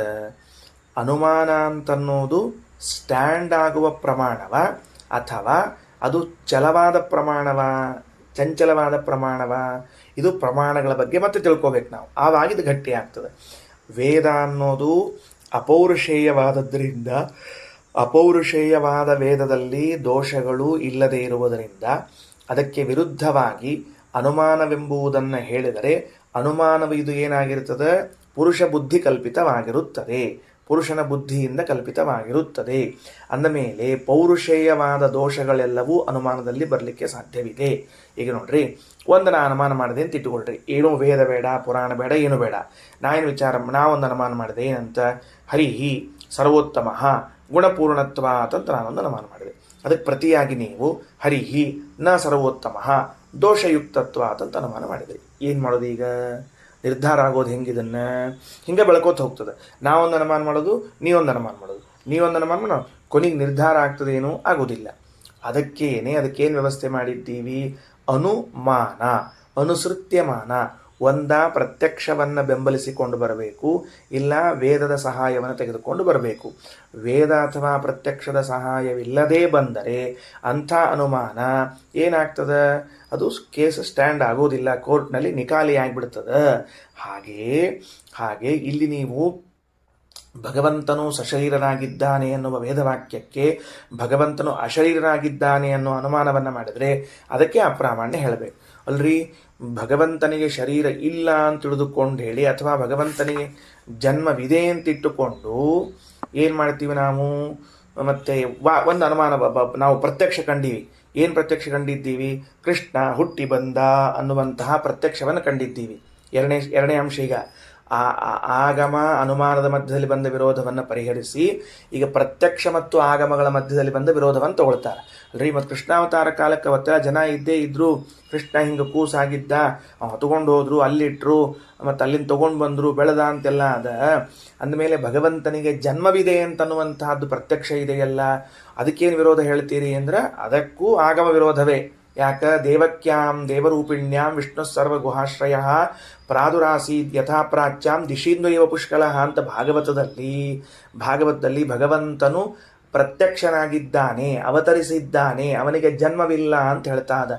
ಅಂದಮೇಲೆ ಯಾವ ವ್ಯಕ್ತಿ ತನ್ನ ಪ್ರತ್ಯಕ್ಷದಿಂದ ಭಗವಂತನ ಜನನವನ್ನು ಕಾಣ್ತಿದ್ದಾನೆ ಅವನಿಗೆ ಏನು ಬರ್ತದಂದ್ರೆ ಉಪಜೀವ್ಯ ಪ್ರಮಾಣ ವಿರೋಧ ಅಂತ ಬರ್ತದೆ. ಉಪಜೀವ್ಯ ಪ್ರಮಾಣ ವಿರೋಧ ಅಂದರೆ ಏನು? ಯಾವ ಪ್ರಮಾಣವು ಭಗವಂತನನ್ನು ತಿಳಿಸುತ್ತಿದೆಯೋ ಅದಕ್ಕೆ ವಿರುದ್ಧವಾಗಿ ನೀವು ಹೇಳ್ತಾ ಇದ್ರೆ ಉಪಜೀವ್ಯ ಪ್ರಮಾಣ ವಿರೋಧ ಅಂತ ಕರೀತಾರೆ. ಅಂದರೆ ಭಾಗವತವು ಕೃಷ್ಣನನ್ನು ಮಗುವಲ್ಲ, ದೇವರೇ ಅವತಾರ ಮಾಡಿದ್ದು ಅಂತ ಹೇಳುತ್ತಿರುವಾಗ ಅದಕ್ಕೆ ವಿರುದ್ಧವಾಗಿ ನಾನು ಪ್ರತ್ಯಕ್ಷದಿಂದ ಭಗವಂತ ಹುಟ್ಟಿದ್ದಾನೆ ಅಂತ ಕಂಡ್ರೆ ಉಪಜೀವ್ಯ ಪ್ರಮಾಣ ವಿರೋಧ ಬರ್ತದೆ. ಇದು ಪ್ರಮಾಣವೆನಿಸುವುದಿಲ್ಲ. ಅದಕ್ಕೆ ಯಾಕೆ ಅಂತ ಕೇಳಿದ್ರೆ, ಅವ್ರಿಗೆ ಯಾಕೆ ಹಂಗೆ ಕಾಣಿಸ್ತೀವಿ ಅಂತ ಕೇಳಿದ್ರೆ ಅಪರೀಕ್ಷಿತ ದೃಷ್ಟಿಶ್ಚ ಅಂತ ಅನ್ನೋ ವ್ಯಾಖ್ಯಾನದಲ್ಲಿ ಉತ್ತರ ಕೊಟ್ಟಿದ್ದಾರೆ ಆಚಾರ್ಯರು. ಅವರು ಪರೀಕ್ಷಾಪೂರ್ವಕವಾಗಿ ನೋಡಲಿಲ್ಲ, ಅಪರೀಕ್ಷಿತವಾಗಿ ನೋಡಿದ್ರು ತಕ್ಷಣಕ್ಕೆ ಒಂದು ನಿರ್ಧಾರಕ್ಕೆ ಬಂದ್ಬಿಟ್ರು ದೇವ್ರು ಹುಟ್ಟಿದ್ದಾನೆ ಅಂತ ತಿಳಿದುಕೊಂಡು. ಆದ್ದರಿಂದ ಆ ಮಾತುಗಳನ್ನೆಲ್ಲ ಹೇಳಲಿಕ್ಕೆ ಬರುವುದಿಲ್ಲ. ವಾಕ್ಯ ತಗೊಳ್ರಿ ಈಗ. ಅನುಮಾಯ ವಿರೋಧಶ್ಚೇತ್ ಪ್ರತ್ಯಕ್ಷೇಣ ಆಗಮೇನವ ಸೈವ ಅಪ್ರಮಾಣತಾಂ ಗಚ್ಚೇತ್ ಆಗಮದ್ವಿಟ್ ತಥಾಕ್ಷಜಂ. ಅದ ನೋಡ್ರಿ, ಇಲ್ಲಿ ಆಗಮದ್ವಿಟ ಅಂತ ಅನ್ನೋ ಶಬ್ದಕ್ಕೆ ಅರ್ಥ ಏನು? ಆಗಮವನ್ನು ದ್ವೇಷಿಸುವಂತಹ ಪ್ರತ್ಯಕ್ಷವೂ ಪ್ರಮಾಣವಲ್ಲ ಅಂತ ಆ ಭಾಷಾಂತರ ಮಾಡಿದರೆ ತಾತ್ಪರ್ಯ ಏನು ಅಂದರೆ ಉಪಜೀವ್ಯ ಪ್ರಮಾಣ ವಿರೋಧ ಬಂದರೆ ಆಗಮದ್ವಿಟ ಅನ್ನೋ ಶಬ್ದವನ್ನು ಬರ್ಕೊಂಡು ಏನು ಬರ್ಕೋಬೇಕು? ಉಪಜೀವ್ಯ ಆಗಮ ವಿರುದ್ಧಾರ್ಥ ಗ್ರಾಹಕಂ ಅಂತ ಬರ್ಕೋಬೇಕು. ಆಗಮದ್ವಿಟ ಅಂತನ್ನೋ ಶಬ್ದಕ್ಕೆ ಉಪಜೀವ್ಯ ಆಗಮ ವಿರುದ್ಧ ಅರ್ಥಗ್ರಾಹಕಂ, ಯಾವುದನ್ನು ಒಪ್ಪಿಕೊಂಡು ಹೊರಟಿದೆಯೋ ಅದಕ್ಕೆ ವಿರುದ್ಧವಾಗಿ ಹೇಳಿದಂತೆ. ಇದನ್ನು ಇನ್ನೊಂದು ರೀತಿಯಿಂದ ಚಂದದಷ್ಟ ಅಂತ ಕೋಣಂತ. ಒಬ್ಬ ಲಕ್ಕಡಹಾರ್ ಅವ ಕಟಿಗೆ ಕಡಿಯವ, ಅವೇನು ಮಾಡ್ಲಿಕ್ಕತ್ತಾನ ಅಂದ್ರೆ ಒಂದು ಗಿಡದ ಮೇಲೆ ಹತ್ತಿ ಒಂದು ಟೊಂಗಿಯನ್ನು ಕತ್ತರಿಸ್ಲಿಕ್ಕತ್ತಾನವ. ಆ ಟೊಂಗಿ ಕತ್ತರಿಸ್ಲಿಕ್ಕತ್ತಾಗ ಅವ ಏನು ಮಾಡ್ಲಿಕ್ಕತ್ತಾನ ಅಂತಂದ್ರೆ ಅವ ಎಷ್ಟು ಕ್ಷಣ ಇದ್ದಾನ. ಯಾವ ಟೊಂಗಿ ಕತ್ತರಿಸ್ಲಿಕ್ಕತ್ತಿದ್ದಾವ ಅಂತಂತಂದ್ರೆ ಯಾವ ಟೊಂಗಿ ಮೇಲೆ ಕೂತಾನೋ ಅದ ಟೊಂಗಿನ ಕತ್ತರಿಸ್ಲಿಕ್ಕತ್ತಿದ್ದಂತ. ಹಂಗ್ಯಾಕ್ರಿ ಆಚಾರ? ಅವಂಗಷ್ಟು ತಿಳುವಳಿಕೆ ಇದ್ದಿದ್ದಿಲ್ಲೇನು? ಅವೇನಂದ, ಎಲ್ಲ ಟೊಂಗಿಗಳು ಟೊಂಗಿಗಳೇ ಆದ್ದರಿಂದ ಎಲ್ಲ ಟೊಂಗಿಗಳನ್ನು ಕತ್ತರಿಸಲೇಬೇಕಾದ್ದರಿಂದಾಗಿ ಮೊದಲು ನಾ ಕೂತ ಟೊಂಗಿಯಿಂದ ಪ್ರಾರಂಭ ಮಾಡೋಣಂತ, ಪಾಪ ಉಳಿದ ಟೊಂಗಿಗಳು ಯಾಕೆ ಅಂತ ಹಿಂಗೊಂದು ಔದಾರ್ಯ ಭಾವನೆಯಿಂದ ತಾನೇ ಕುಳಿತ ಟೊಂಗಿಯನ್ನು ಮೊದಲು ಕತ್ತರಿಸ್ಲಿಕ್ಕೆ ಶುರು ಮಾಡಿದರೆ ಹೆಂಗಿರ್ತದೋ ಅದೇ ಉಪಜೀವ್ಯ ವಿರೋಧ ಅಂತ ಕರೆಸ್ಕೋತದ. ಮಾತ್ ಆಗಮ ಏವೈಕಃ ಮಾನಾನಾಂ ಉತ್ತಮೋತ್ತಮ. ಅನುಮಾನ, ಆಗಮ, ಪ್ರತ್ಯಕ್ಷ ಈ ಮೂರುಗಳಲ್ಲಿ ಪರಸ್ಪರ ವಿರೋಧ ಬಂದಾಗ ಆಗಮವೇ ಉತ್ತಮ ಪ್ರಮಾಣವೆನಿಸುತ್ತದೆ, ಅನುಮಾನ ಮತ್ತು ಪ್ರತ್ಯಕ್ಷಗಳಲ್ಲ. ಯಾಕೆ? ಅನುಮಾನ ಎಂಬುದು ಬೇಕಾದಂಗೆ ಪ್ರತಿಯಾಗಿ ಅನುಮಾನ ಮಾಡ್ಲಿಕ್ಕೆ ಬರ್ತದೆ, ಅದು ವ್ಯಭಿಚಾರಿ. ಮತ್ತು ಅನುಮಾನ ಎಂಬುದು ಒಂದ ಪ್ರತ್ಯಕ್ಷವನ್ನು ಇಲ್ಲ ಆಗಮವನ್ನು ಅನುಸರಣೆ ಮಾಡಿಕೊಂಡು ಬರಬೇಕು, ಅದರಿಂದ ಅವು ಹೇಳಿಕ್ಕೆ ಬರೋದಿಲ್ಲ. ಇನ್ನು ಪ್ರತ್ಯಕ್ಷವನ್ನು ಹೇಳ್ತೀವಿ ಅನ್ನೋದಾದ್ರೆ ಪ್ರತ್ಯಕ್ಷ ಉಪಜೀವ್ಯ ಆಗಮ ವಿರೋಧ ಬರ್ತದೆ, ಅದರಿಂದಾಗಿ ಅದನ್ನು ಹೇಳಿಕ್ಕೆ ಬರೋದಿಲ್ಲ. ಇತ್ತಂಚ ಆಗಮವೇ ಶ್ರೇಷ್ಠವಾಗಿರುವಂತಹ ಪ್ರಮಾಣ. ಮತ್ತು ಒಂದು ಕಾರಣ. ಎರಡನೆಯದ್ದು, ಅನುಮಾನವಾಗಲಿ ಪ್ರತ್ಯಕ್ಷವಾಗಲಿ ಈ ವಿಷಯವನ್ನು ಹೇಳ್ತದ ಶ್ರೀಮದಾಚಾರ್ಯ ಕೇಳ್ತಾರೆ. ವಾಯುಪ್ರೋಕ್ತದಲ್ಲಿ ಬಂದಿರುವಂಥ ಒಂದು ಚಂದಾದ ವಾಕ್ಯ. ವೇದಕ್ಕೆ ಹೇಗೆ ಧರ್ಮ, ಅರ್ಥ, ಕಾಮ, ಮೋಕ್ಷಗಳನ್ನು ತಿಳಿಸುವ ಕೆಪ್ಯಾಸಿಟಿ, ಸಾಮರ್ಥ್ಯ, ದಕ್ಷತೆ ಇದೆಯೋ ಹಾಗೆ ಅನುಮಾನಕ್ಕೆ ಉಂಟ. ಅನುಮಾನ ಹೇಳಬಹುದಾ? ಏನು ಅನುಮಾನ ಹೇಳಬಹುದು? ಮೋಕ್ಷವಿದೆ ಅಂತ ಅನುಮಾನ ಹೇಳಲಿಕ್ಕೆ ಸಾಧ್ಯ ಇದೆಯಾ? ಯಾಕೆ? ನೀವು ಮೋಕ್ಷ ಇದೆ ಅಂತ ಹೇಳಿದ್ರಿ, ಮೋಕ್ಷ ಉಂಟು ಅಂತ ನಾನು ತಕ್ಷಣ ಹೇಳ್ತೀನಿ ಮೋಕ್ಷ ಇಲ್ಲ. ಏನು ಮಾಡ್ತೀರಿ ನೀವೀಗ? ಧರ್ಮ ಇದೆ ಅಂತ ನೀವೊಂದು ಅನುಮಾನ ಮಾಡಿದರೆ, ಧರ್ಮ ಇಲ್ಲ ಅಂತ ನಾನೊಂದು ಅನುಮಾನ ಮಾಡ್ತೇನೆ. ಅಂದಮೇಲೆ ಅನುಮಾನಕ್ಕೆ ಧರ್ಮಾರ್ಥ ಕಾಮೋಕ್ಷಗಳನ್ನು ತಿಳಿಸಿಕೊಡುವಂತಹ ಶಕ್ತಿಯೇ ಇಲ್ಲ. ಮತ್ತು ಪ್ರತ್ಯಕ್ಷಕ್ಕೂ ಆ ಮೋಕ್ಷವನ್ನು ತಿಳಿಸಿಕೊಡುವಂತಹ ಸಾಮರ್ಥ್ಯ ಇಲ್ಲ. ಯಾರು ಕಂಡಾರಪ್ಪ ಪ್ರತ್ಯಕ್ಷವನ್ನು ಹೇಳೋಣಂತ ಅಂತಂದ್ರೆ ಯಾರೂ ಹೇಳಲಿಕ್ಕೆ ಸಾಧ್ಯ ಇಲ್ಲ. ಅಂದಮೇಲೆ ಪ್ರತ್ಯಕ್ಷವಾಗಲಿ ಅನುಮಾನವಾಗಲಿ ವೇದವು ಹೇಳಿದಂತೆ ಧರ್ಮ ಅರ್ಥ ಕಾಮೋಕ್ಷಗಳನ್ನು ಹೇಳಲಿಕ್ಕೆ ಬರುವುದಿಲ್ಲವಾದ್ದರಿಂದಾಗಿ ಅದು ಉತ್ತಮ ಪ್ರಮಾಣವಲ್ಲ. ಆಗಮ ಮತ್ತು ಅನುಮಾನ ಮತ್ತು ಪ್ರತ್ಯಕ್ಷಗಳು ಅಧಮ ಪ್ರಮಾಣ. ತಸ್ಮಾದಾಗಮ ಏವೈಕೋ ಮಾನಾನಾಂ ಉತ್ತಮೋತ್ತಮ ಧರ್ಮಾರ್ಥ ಕಾಮಮೋಕ್ಷಾಣಾಂ ಸಾಕ್ಷಾದೇವ ಪ್ರದಾಯಕ.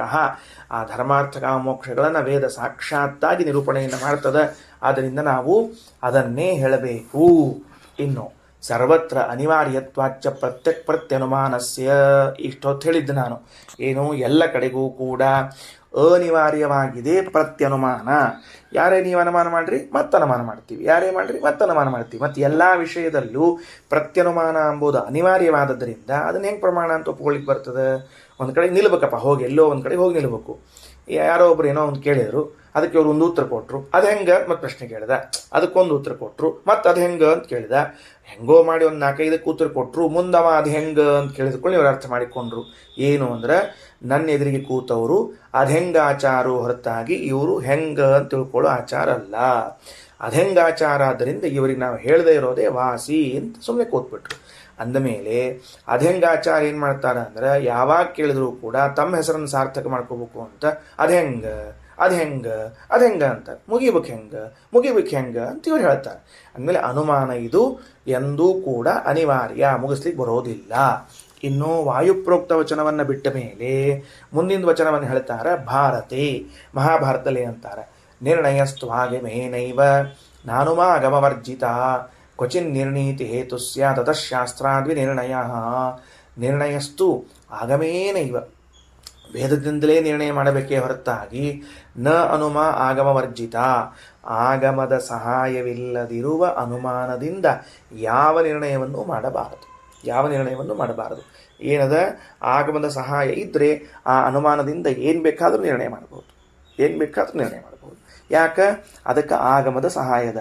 ಈಗ ಉದಾಹರಣೆಗೆ ನಾನೇನು ಮಾಡ್ತೀನಿ ಅಂದರೆ, ವಿಷ್ಣು ಅನಂತ ಗುಣಪೂರ್ಣ ಜಗಜ್ಜನ್ಮಾದಿಕರ್ತೃತ್ವ ಅಂತ ಅನುಮಾನ ಮಾಡ್ತೀನಿ. ಹಾಗಾದರೆ ಈ ಅನುಮಾನ ಇದರಿಂದ ನಿರ್ಣಯ ಆಗ್ತದೋ ಇಲ್ಲೋ? ಭಗವಂತನ ಇದು ಗುಣಪೂರ್ಣತ್ವ, ಅನಂತ ಗುಣಪೂರ್ಣತ್ವ. ಎಸ್. ಏನು ಅನುಮಾನ ಮಾಡಿದ್ದೀನಿ? ವಿಷ್ಣು ಅನಂತ ಗುಣಪೂರ್ಣ ಜಗಜ್ಜನ್ಮಾದಿ ಕರ್ತೃತ್ವ ಅಂತ ಅನುಮಾನ ಮಾಡಿದ್ದೀನಿ. ಹಿಂಗೆ ಜಗಜ್ಜನ್ಮಾದಿ ಕರ್ತೃತ್ವ ಅಂತ ಅನುಮಾನ ಮಾಡಿದ್ರಿಂದಾಗಿ ಯಥೋ ವಾ ಇಮಾನಿ ಭೂತಾನಿ ಜಾಯಂತೆ ಏನ ಜಾತಾನಿ ಜೀವಂತಿ ಯತ್ಪ್ರಯಂತ್ಯಭಿಸಂವಿಶಂತಿ ಅಂತ ವೇದ ಇದ್ದುದರಿಂದ ಭಗವಂತನ ಜನ್ಮಾದಿ ಕರ್ತೃತ್ವವನ್ನು ಹೇಳುವ ಹೇತು ಸಿದ್ಧ ಆಯಿತು. ಆ ಹೇತುವಿನಿಂದ ಅನಂತ ಗುಣಪೂರ್ಣತ್ವವನ್ನು ಸಿದ್ಧ ಮಾಡಿದರೆ ಈ ಅನುಮಾನ ನಮಗೆ ಪ್ರಮಾಣವೆನಿಸ್ತದೆ. ಯಾಕೆ? ಆಗಮದ ಬೆಂಬಲ ಇದೆ, ಬಲ ಇದೆ. ನಿರ್ಣಯಸ್ತ್ವಾಗಮೇನೈವ ನಾನುಮಾಗಮವರ್ಜಿತ. ಅದಕ್ಕೆ ಆಚಾರ ಅಂತಾರೆ, ಆಗಮದ ಸಹಾಯ ಇಲ್ಲದೆ ಇರುವಂಥದ್ದು ಬರೋದಿಲ್ಲ. ಎಲ್ಲಿ? ಕ್ವಚಿನ್ ನಿರ್ಣೀತಿ ಹೇತು ಸ್ಯಾತ್. ಯಾವುದೇ ವಿಷಯದಲ್ಲೂ ಕೂಡ ಅನುಮಾನ ಎಂಬುದು ನಿರ್ಣಯವನ್ನು ಮಾಡಿಕೊಡ್ಲಿಕ್ಕೆ ಸಾಧ್ಯ ಇಲ್ಲ. ಅತಃ ಶಾಸ್ತ್ರಾದ್ ವಿನಿರ್ಣಯ, ಶಾಸ್ತ್ರದಿಂದಲೇ ನಿರ್ಣಯ ಮಾಡಬೇಕು. ಇತಿ ಭಾರತೆ, ಹಿಂಗೆ ಮಹಾಭಾರತದಲ್ಲದ. ನಚ ವೇದಾತ್ಮಿಕ ಇತಿಹಾಸ ಪುರಾಣೋಕ್ತ ನ್ಯಾಯಂ ಪರಿತ್ಯಜ್ಯ ಏನ ಕೇನಚಿತ್ ಕಪ್ತ ನ್ಯಾಯೋ ಯುಜ್ಯತೆ. ವೇದ ಕೇವಲ ವೇದ ಅಲ್ಲ, ಆಚಾರ್ಯರಂತಾರ ಕೇವಲ ವೇದ ಅಲ್ಲ, ಮತ್ತೇನು ಅಂತ ಕೇಳಿದ್ರೆ ಇನ್ನೂ ಅನೇಕ ಮಾತುಗಳನ್ನು ಹೇಳ್ತಾನೆ ಆಚಾರ್ಯ. ಹೆಂಗೆ? ವೇದಾತ್ಮಕ ಇತಿಹಾಸ ಪುರಾಣೋಕ್ತ ನ್ಯಾಯಂ. ವೇದಾತ್ಮಕವಾದ ಅಂದರೆ ವೇದಕ್ಕೆ ಅನುಕೂಲವಾದ, ವೇದದ ಅರ್ಥವನ್ನೇ ಪ್ರತಿಪಾದನೆ ಮಾಡುವ ಇತಿಹಾಸ, ಪುರಾಣ ಇವುಗಳಲ್ಲಿ ಹೇಳಿದ್ದನ್ನು ಬಿಟ್ಟು ಗೌತಮರು, ಕಣಾದರು, ಮತ್ತೊಬ್ಬಾಚಾರ್ಯರು, ಮುಗುದೊಬ್ಬಾಚಾರ್ಯರು ಹೇಳಿದ್ದನ್ನು ಯಾವುದನ್ನು ಒಪ್ಪಲಿಕ್ಕೆ ಬರೋದಿಲ್ಲ. ಅಂದರೆ ವೇದದಲ್ಲಿ ಹೇಳಿದ್ದನ್ನು ಒಪ್ಪಬೇಕು. ವೇದದಲ್ಲಿ ಹೇಳಿದ ಅರ್ಥವನ್ನೇ ತಿಳಿಸುವಂತಹ ಮಹಾಭಾರತ, ಪಂಚರಾತ್ರ, ಭಾಗವತ, ಪುರಾಣಗಳೇನು ಹೇಳ್ಯಾವ ಇವುಗಳಲ್ಲಿ ಹೇಳಿದ್ದ ನ್ಯಾಯವನ್ನು ಬಿಟ್ಟು ಬೇರೆ ನ್ಯಾಯಗಳು ಅಂದರೆ ಗೌತಮರು, ಕಣಾದರು, ಚಾರ್ವಾಕರು, ಬೌದ್ಧರು ಈ ನ್ಯಾಯಗಳನ್ನೆಲ್ಲ ನಾವು ಒಪ್ಪಲಿಕ್ಕೆ ಬರೋದಿಲ್ಲ ಅನ್ನೋ ಮಾತನ್ನು ಹೇಳ್ತಾ ಇದ್ದಾರೆ. ಇಷ್ಟು ಹೇಳಿದಾಗ ಜೊತೆಗೊಂದು ಮಾತು ತಗೋತಾರೆ.